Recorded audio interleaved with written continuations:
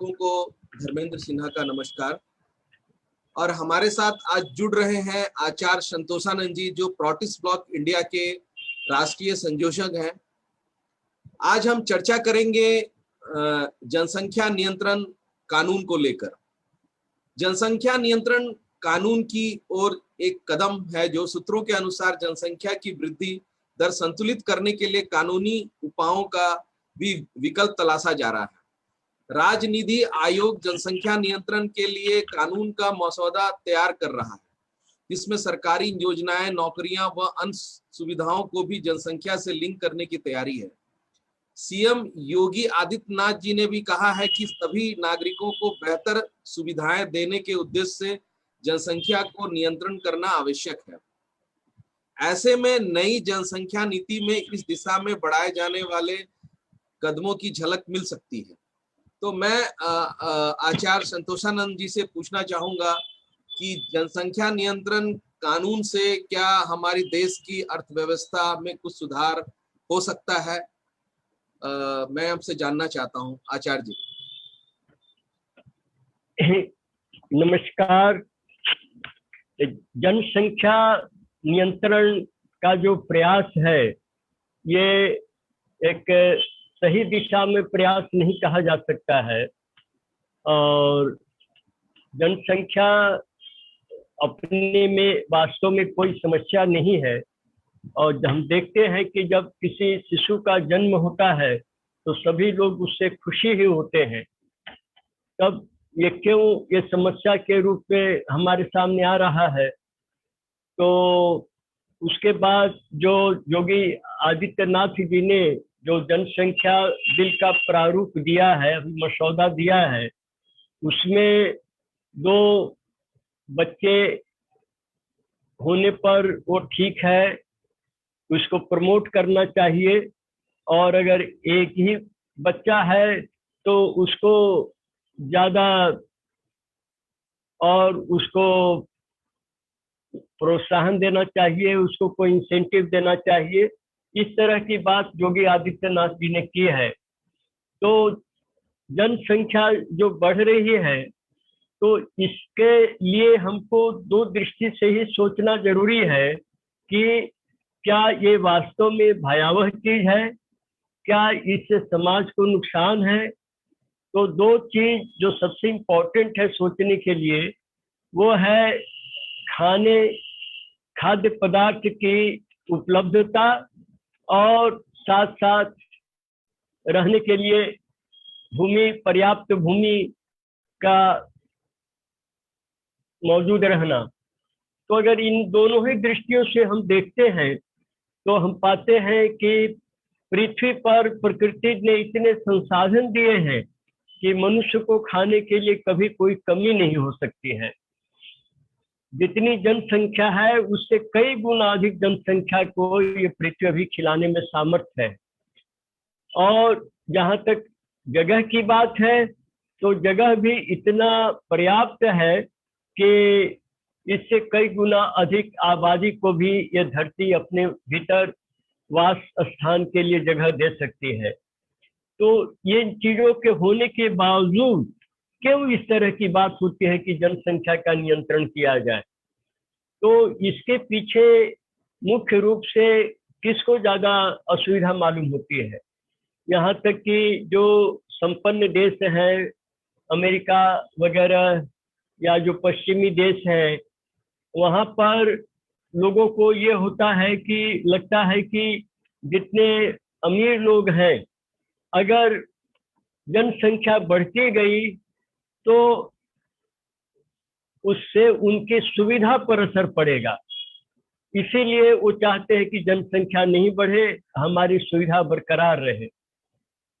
और जो विकसित देश नहीं है, वहाँ पर जो इस प्रकार का मीडिया के द्वारा, पूंजीवादी संस्कृति के द्वारा जो ये प्रचार किया जाता है कि जनसंख्या के कारण ही समस्या है, इतने साधन नहीं है, इतने रोजगार नहीं है, फिर लोगों को जब ज्यादा आबादी होगी तो सभी को कष्ट होगा, क्रय शक्ति लोगों की घट जाएगी, इस तरह की बातें आती रहती हैं। तो ये केवल सामूहिक अर्थव्यवस्था नहीं रहने के कारण, लोगों में मैत्रीपूर्ण सहयोग का भाव नहीं रहने के कारण, लोगों के प्रति आपसी हमदर्दी संवेदना की कमी के कारण ऐसी स्थिति आती है। अगर एक सामूहिक अर्थव्यवस्था हो जहां सबों के बारे में सोच करके व्यवस्था का निर्माण किया जाए जिससे कि सभी लोग संपन्न रहें, सुखी रहें, तो ये समस्या नहीं आएगी। तो ये पूर्णतः कुछ स्वार्थी लोगों का षड्यंत्र है, ये वास्तविक ये समस्या नहीं है। और जो हम जब देखते हैं स्कैंडिनेवियन कंट्रीज हैं, वहां पर लोग इतने संपन्न हैं कि वहां जनसंख्या की कोई समस्या ही नहीं आती है। पौष्टिक आहार लोगों को मिलता है, सभी लोग शरीर से स्वस्थ हैं, तो फिर उन्हें जनसंख्या नियंत्रण करने की बात क्यों आएगी। तो इसीलिए जो योगी आदित्यनाथ जी ने जो जनसंख्या की बात उठाई है, और वही नहीं, एक राज्यसभा का मेंबर ने भी एक बिल तैयार कर रखा है और 6 अगस्त पर उस पर बहस होनी है, जिसमें उनका यहाँ तक कहना है कि 2 से अधिक अगर किसी को संतान होती है तो उसको नीचे से लेकर के जितने भी जिला परिषद वगैरह निकायों के जो चुनाव होते हैं उससे लेकर के राज्यसभा, लोकसभा, विधानसभा, विधान परिषद, ये सभी चुनाव में उनको प्रतिबंधित कर देना चाहिए, उनको इसमें वर्जित कर देना चाहिए उनको। इस तरह की बात हो रही है। तो ये सोचने वाली बात है कि जनसंख्या को हम जो नियंत्रण करना चाह रहे हैं उससे क्या हासिल करना चाह रहे हैं, क्योंकि अगर किसी की हमारा हमारा ये कहना है कि अभी जो बेरोजगारी की स्थिति बनी हुई है और जनसंख्या इतने होने के बाद लोगों के हाथ में रोजगार नहीं है और सरकार के पास कोई योजना भी नहीं है, तो क्या ये जो जनसंख्या एक बहुत बड़ा फैक्टर्स नहीं है कि जो बेरोजगारी का एक बहुत बड़ा फैक्टर्स हम इसे मान के चल रहे हैं कि चाहे योगी आदित्यनाथ जी ने जो कहा है कि जनसंख्या को लेकर उन्होंने अपनी जो पीड़ा जताई है कि ये भी एक बहुत बड़ा फैक्टर है कि जिससे ये अगर कंट्रोल होगा तो हो सकता है कि रोजगार के साधन उपलब्ध होंगे। तो इस नीति पे मैं जानना चाहता हूं कि अगर जनसंख्या अगर बढ़ रही है और रोजगार सरकार के पास नहीं है, अगर जनसंख्या नियंत्रण हो जाएगी तो सरकार कैसे रोजगार देगी? तो इसमें 2 बातें सोचने की है। एक तो कि जो लोग को रोजगार देने की बात है, तो योगी आदित्यनाथ जी या वर्तमान कोई भी सरकार जो पूंजीवादी अर्थव्यवस्था है उसी में वो रोजगार देने की बात सोचती है। तो पूंजीवादी अर्थव्यवस्था में बेरोजगारी बढ़ती ही जाएगी, चाहे जनसंख्या को जितना ही नियंत्रण करने की कोशिश की जाए, लेकिन बेरोजगारी को नहीं रोका जा सकता है, क्योंकि इसमें उद्देश्य केवल मुनाफा करना होता है। और जब तक इस मुनाफाखोरी की बात को अलग करके और हर लोगों के हित में अर्थव्यवस्था का जब तक संयोजन नहीं होता है, जो सामाजिक आर्थिक व्यवस्था है इतनी असंतुलित है, इसको जब तक संतुलित नहीं किया जाएगा तब तक बेरोजगारी के समस्या का समाधान केवल नसबंदी के कारण नहीं हो सकता है। और इसके दुष्परिणाम इतने हैं कि अगर किसी को अगर नसबंदी किया जाए या उसके प्रजनन यंत्रों को, अंगों को अगर काम करने से रोक दिया जाए तो उसके अंदर जो भीषण जो प्रतिक्रिया पैदा होगी मन में, उसका समाज के ऊपर बहुत बुरा असर पड़ेगा। और जिस तरह से अगर एक नदी का जल बह रहा है और उसकी धारा को बीच से ही कोई बहुत बड़ा बांध बना के रोकने की कोशिश की जाए तो एक तरफ पानी जमा होता जाएगा और अंत में इतना जमा हो जाएगा कि बांध को तोड़ करके निकल जाएगा और आसपास के सभी इलाकों को जलमग्न कर देगा। तो इसीलिए जो मन की वृत्ति है, एक जो कामेच्छा है, भोग की भावना है, यह एक स्वाभाविक प्रवृत्ति है। इसको रोक करके नहीं करके बल्कि इसको एक जिस तरह से नहर निकाल करके हम एक्स्ट्रा पानी को उसके द्वारा सिंचाई में उपयोग कर सकते हैं, बनिस्पत की वो बाढ़ में जाकर के विनाश का दृश्य उपस्थित करे, उसी तरह से हम जो मनुष्य के मन के अंदर जो एक काम सुख की भावना आती है तो उसके तो मुख्य कारण दो ही है।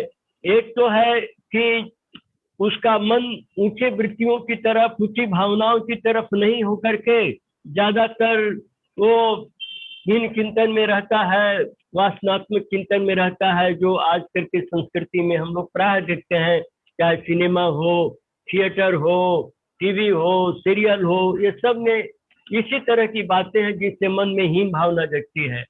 और दूसरी बात, जो गरीब है, ज्यादा से ज्यादा लोग गरीब हैं, अभावग्रस्त हैं, तो उनको मन में जो कुछ सुख की भावना जगती है तो कामेच्छा के द्वारा ही वो उसको पूरा करने की कोशिश करते हैं, क्योंकि उनके पास और कोई साधन नहीं है।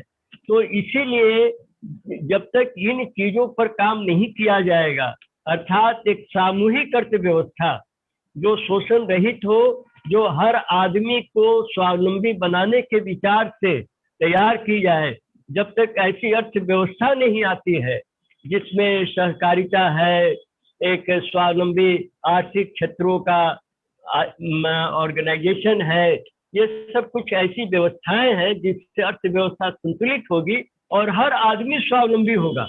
पूंजीवादी अर्थव्यवस्था में कभी स्वावलंबी नहीं हो सकता है। और जो इनका जो प्रयास है कि हम लोगों का कम कर देंगे, ये श्रीमती इंदिरा गांधी जी ने भी किया था इमरजेंसी ला करके, और उसके कारण बहुत सारे मैंने असंतोष लोगों में हुए, लोग बहुत नाराज हो गए। संजय गांधी तो जबरदस्ती नसबंदी पुरुषों का कराने लगे, तो अंत में वो सरकार उसी के का वो भी एक कारण बना उसके गिरने का, पतन का। तो इसीलिए जहां तक समस्या की समाधान की बात है, वो समाधान हमें एक संतुलित अर्थव्यवस्था में आर्थिक स्वावलंबन के लिए एक सामूहिक अर्थव्यवस्था, न कि कुछ पूंजीपतियों को संपन्न करने वाली अर्थव्यवस्था हो जो आजकल चल रही है। तो फिर जो इसीलिए गरीबी को कैसे संपन्न किया जा सकता है? जो आज इतने सारे लोग जो गरीब हैं, उनके पास रोजगार नहीं है, हाँ वो, और सरकार के पास भी कोई व्यवस्था नहीं, तो प्रभुत्व के पास ऐसी कोई नीति है जिससे गरीबों को रोजगार दिया जा सके, हर व्यक्ति के हाथ में अर्थ शक्ति हो, इस तरह की कोई व्यवस्था है कि नहीं? तो प्रभुत्व हम इसीलिए समाधान की ओर जाना चाहते हैं, हम एक्चुअली इसमें समाधान की ओर जाना चाहते हैं, हम समस्या की ओर नहीं जाकर हमें समाधान चाहिए कि इसका क्या समाधान है। तो इसका समाधान तो ये है कि हम जो सामाजिक आर्थिक व्यवस्था है उसको हम एक नए तरीके से इसको संगठित करें। नई तरीके से संगठित करने का जो कहना है मेरा, या प्रभुत्व का जो मानना है कि आज जिस प्रकार से कृषि पर 70% 75% लोगों का निर्भरशीलता है कि कृषि के द्वारा ही वो अपना भरण पोषण कर रहे हैं, तो इसको एक संतुलित अर्थव्यवस्था बनाई जाए जिससे कृषि पर 40% लोग रहें, कृषि आधारित उद्योग पर 20% रहें, कृषि सहायक उद्योग पर 20% रहें, कुछ व्यक्तिगत 10% व्यक्तिगत भी जो कारोबार है उस पर रहे, 10% जो ट्रेड, कमर्स और व्हाइट कॉलर जॉब्स हैं उन पर रहे, जिससे कि 100% में सबके सबको रोजगार मिले, कोई बेरोजगार नहीं रहे। और दूसरी बात कि यहाँ पर अभी जो मोनोपोली है कुछ लोगों की, जैसे 300 लोग जो है भारतवर्ष के 25% संपत्ति के मालिक है, 300 लोग केवल, और यहाँ 1.25 अरब की आबादी है, तो हम सोच सकते हैं कि आर्थिक विषमता क्यों नहीं होगी। तो इसीलिए जो अर्थव्यवस्था है उसको हम लोग सहकारिता के माध्यम से उसको नियोजित करें, अर्थात जो आदमी काम करेगा, आज फैक्ट्री में जो लोग काम करते हैं उनको मिल्कियत का हक नहीं, उनको ये नहीं पावर है कि वो फैक्ट्री को चलाने की नीतियां बना सकें और उसका जो लाभांश हो उसका उनको हक मिले। तो इसको एक कोऑपरेटिव बेस्ड इकोनॉमी हो जिसमें हर काम करने वाला आदमी मालिक भी है, उसको वोटिंग राइट भी है, और साथ साथ जो डिविडेंड होता है जो उसमें जो लाभांश होते हैं वो भी उसको प्राप्त हो सके। तो एक तरफ तो कलेक्टिव इकोनॉमी, सामूहिक अर्थव्यवस्था बनानी है, दूसरी तरफ कोऑपरेटिव के द्वारा इसको पूर्ण तरह से आयोजित करना है, जिससे कि हर व्यक्ति मिल्कियत के स्थिति में रहे, कोई मजदूर या अपने को बेसहारा नहीं समझे। और तीसरा कि हम self sufficient socio economic zone बनाए। अभी जो राज्यों का जो गठन हुआ है वो राजनीतिक आधार पर, भाषा के आधार पर और इन तत्वों के आधार पर हुआ है, जिसको लेकर के बार बार कलह होती रहती है, कभी नदी के जल को लेकर के, कभी क्षेत्र को लेकर के कि ये मेरे क्षेत्र में है, दूसरे राज्य का कहना है कि मेरे क्षेत्र में है। तो इन सबों को दूर करने के लिए जो 5-6 फैक्टर प्राउड का कहना है कि उसके आधार पर स्थानीय लोगों को संगठित करके और एक स्थानीय समाज का निर्माण किया जाए। जैसे हम लोग दिल्ली में रहते हैं, ये हरियाणवी समाज में आ सकता है, क्योंकि यहाँ पर हरियाणा के लोग ज्यादा रहते हैं, हरियाणा से जुड़ा हुआ है। इसके साथ साथ पश्चिमी उत्तर प्रदेश और हरियाणा जो राज्य है अभी, ये सब मिला करके एक हरियाणवी समाज यहाँ पर बनाया जा सकता है। अब हरियाणवी समाज के विकास के लिए ये एक संतुलित अर्थव्यवस्था आसानी से हो सकती है, क्योंकि यहाँ के लोगों की संस्कृति एक तरह की है, बोलचाल, खान पान, रहन सहन, प्रजातिगत भी, सेंटिमेंटल लीगेसी, सबकी दृष्टि से ये हरियाणवी समाज और समाजों से अलग है। तो अब इसके बारे में जब योजना बनानी है, कृषि का, उद्योग का, वाणिज्य का, व्यापार का, तो आसानी से सहज तरीके से बनाया जा सकता है। पंजाब को लेकर के पंजाबी समाज या आसिफ पंजाबी, तो पंजाब की जो भौगोलिक और आर्थिक जो स्थितियां हैं उनको लेकर के पंजाब का बनाया जा सकता है। उसी तरह डोगरी समाज का, ये कांगना समाज का, तो ये जितने भारतवर्ष को 44 समाज में इसीलिए प्राउड मारता है ताकि उनको आर्थिक रूप से स्वावलंबी किया जा सके। तो ये 3 अगर व्यवस्था हम करते हैं, कम से कम और भी बहुत व्यवस्था कर सकते हैं, लेकिन 3 व्यवस्था अगर हम करते हैं कि एक कलेक्टिव इकोनॉमी हो, सामूहिक अर्थव्यवस्था हो, पूंजीवादी अर्थव्यवस्था नहीं हो। इस सामूहिक अर्थव्यवस्था में हर व्यक्ति को आर्थिक रूप से स्वावलंबी बनाने का प्रयास हो और मुनाफाखोरी नहीं हो करके कुछ एक रीजनेबल मुनाफा रहे, लेकिन उसमें इतना ही जिससे कि अर्थव्यवस्था को गति दिया जा सके, वो स्थिरता की स्थिति में नहीं आए। इसलिए कलेक्टिव इकोनॉमी को हम लाना है, सामूहिक अर्थव्यवस्था को लाना है। दूसरा कि हम संतुलित अर्थव्यवस्था को निर्माण करें जिसमें 100% एम्प्लॉयमेंट के प्राउड गारंटी देता है, जिसका मैंने आपको वर्गीकरण करके अभी कहा। और तीसरा कि कोऑपरेटिव को इनकरेज किया जाए।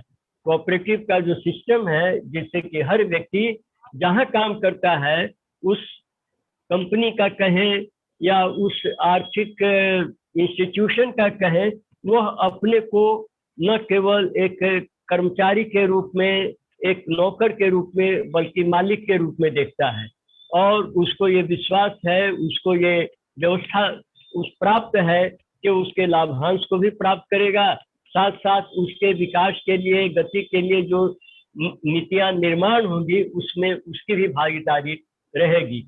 तो ये अगर इन तरह, चौथा एक और बात मैं कहना चाहूंगा, ये जो शिक्षा है, आध्यात्मिक शिक्षा, नैतिक शिक्षा, इसका जितना प्रचार और प्रसार हो तो लोगों का मन अपने शारीरिक शक्ति को मानसिक शक्ति में और मानसिक शक्ति को आध्यात्मिक शक्ति में वो परिवर्तित करते रहेंगे। उनका मन उच्च दिशा में जाएगा, ऊर्ध्व गति में जाएगा, एलिवेट होगा, तो वहां पर फिर इस तरह से जो भोग की भावना आती है, जिसके कारण आदमी कामेच्छा के वशीभूत होकर के और अधिक से अधिक संतान उत्पन्न होते हैं, तो उसके मन में भाव नहीं रहने से एक स्वाभाविक रूप से इस चीज का नियंत्रण किया जा सकता है। ये जबरदस्ती नियंत्रण करने का प्रयास बिल्कुल नहीं होना चाहिए।